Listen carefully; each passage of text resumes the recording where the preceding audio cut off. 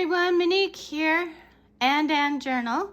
Today we are going to make some crafting paper, and we're going to start that in just a moment. So as you can see here, I have a number of colors. So I've got colors of paper and containers. So first I've got one of my containers, and I'm gonna make this container this really nice blue. But I'm not just gonna use the construction paper. I'm only using it to get color. I'm also using these whole big bag of shreds to recycle. So I'm just gonna show you what I'm gonna do with that.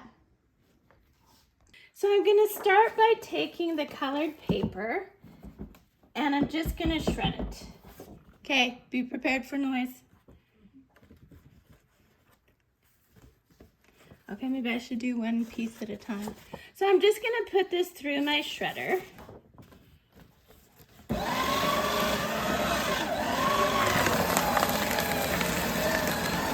Here, give you guys a better view of the brutality of the shredder.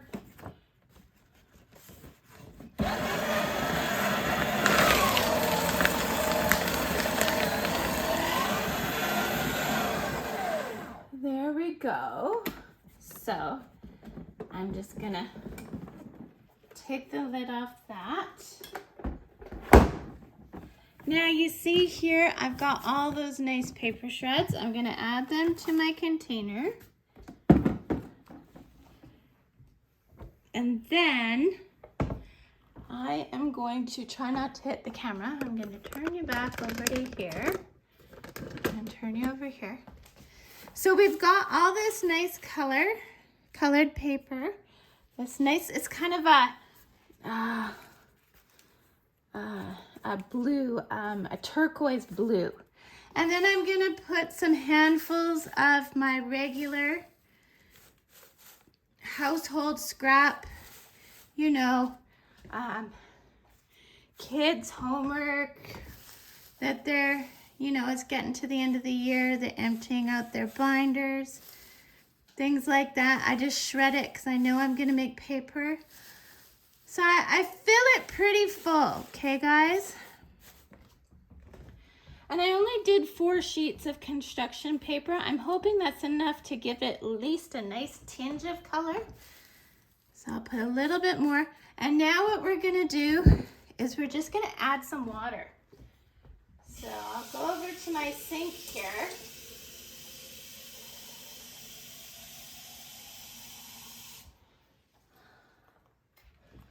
I'm gonna add some water.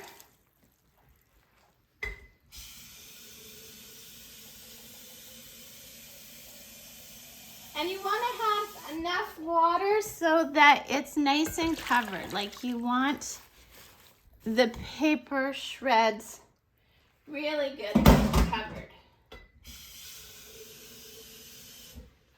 So add your water, meet me back. There we go, my water is added. And now you want to let this soak for about a minimum of 2 hours. Overnight is awesome, but 2 hours is probably a good amount of time. So guys, this has been soaking for more than a few hours. I've done a whole bunch of other things. So now what we're gonna do is we're just gonna put it in the blender. Now this is bigger than some of my other batches, so you want to put probably halfway of the blender, and then you want to fill the rest with water. Okay, just plain water, and you want to go to the fill line. So I have some water left over from a batch of green paper I did, and since this is kind of a turquoise teal kind of color, I'm just going to use this water. And we're going to go all the way up to the fill line, and we're going to blend. and I'll come back and show you the consistency that we're searching for. So I've done the blending, and this is what it looks like. Isn't that a beautiful color? So you want it like an a lumpy oatmeal. That's the consistency you want. So now I'm just going to use a measuring cup, just a 1 cup measure, and I'm going to put 2 cups of the slurry into just some nice clean water. Okay, we're going to give that a stir around. And then we're going to take our frame. Now this frame I made myself. I got 2 wooden frames from the dollar store, and I put an old gardening screen or a window screen, whatever, in the center. And then you put the 2 together. You put it in the slurry. You give it a shake, shake, shake. Bring it up. Let the water drain. Now it's going to have pools of water in once those pools of water have gone, then you'll kind of bring it up and tilt it so that it drains from one corner, and you want it to totally drain. You want to get as much of that water out of there as possible. Okay, so we're going to take the top part of it off. Now we're going to go over here. Sorry, I'm working around the camera. We're going to go over here to our piece of material. We're going to slap it on the material, just like so. We're going to take a sponge or cloth. I'm just using old dishcloth. We're gonna just tap it there, and then we are going to lift it. Lift it slowly because you want it to remain on the material. And there you go. Any part that isn't laying completely flat, I just tap it with my cloth gently. And there you go. And now you just keep doing this until you have all your batter done. I'll meet back with you and show you what it looks like once it's dry. Okay guys, so it's all nice and dry. So now what we're gonna do, this is of course our nice teal color. It dried a lot lighter than it was when we were putting it. Anyway, so this is the teal color, and you just peel it off the material.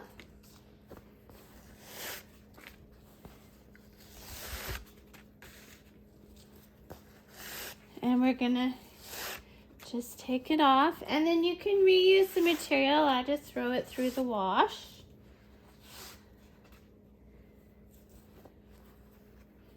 Here we go. And then I just want to see how many sheets we got. Now remember, this one was a tub of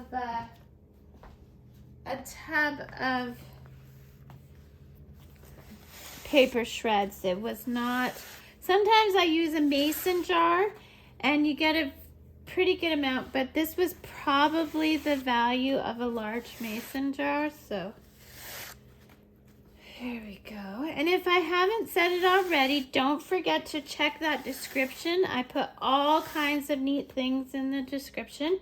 And tell me in the comments where you're watching from. I don't know, it just really impresses me where people watch from.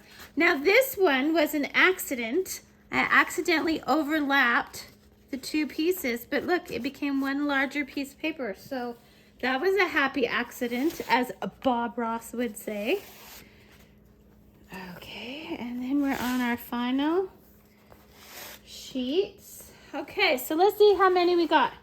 We got 1, 2, 3, 4, 1 large, 6, 7, 8, 9, 10, 11, 12, 13, 14, 15, 16, 17, 18, 19, 20, 21, 22, 23, 24, 25, 26, 27, 28, 29. So if you counted this as 2, this would have made it 30.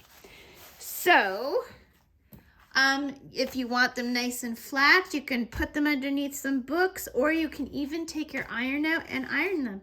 And it's great for all kinds of things. You can use them for bookmarks. Sometimes I even use them to make earring cards, because I also have, of course, a store where I sell jewelry and display cards and things like that. So thanks for watching. If you found any of this was helpful in any way, shape, or form, please hit the like and subscribe. And we'll see you next Tuesday. Talk to you later. Bye now.